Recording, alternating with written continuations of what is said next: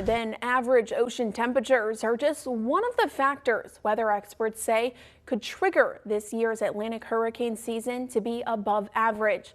Fox News correspondent Chanley Painter takes a closer look at what millions can soon expect and why officials say there's no time to waste when it comes to preparing.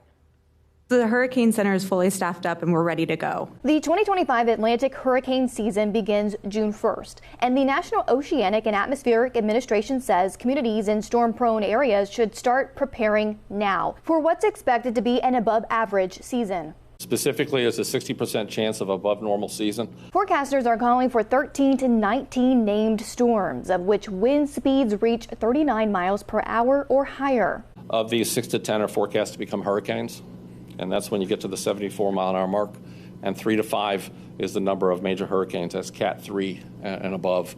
For reference, 18 named storms formed last year, including Hurricanes Helene and Milton. The National Hurricane Center says 2024 was the deadliest hurricane season since 2005. The 2024 hurricane season outlook that was issued in May last year was right on the money.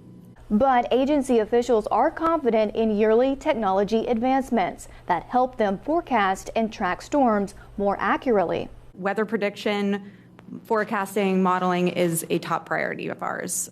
Besides warning of the potential for devastating winds, experts say residents near and far from where hurricanes make landfall can still face deadly storm surge and flooding. In 2024, inland flooding was one of the most destructive forces, with rainfall totals from Hurricane Helene exceeding 30 inches in communities located hundreds of miles from the coast. The Atlantic hurricane season typically lasts through November 30th.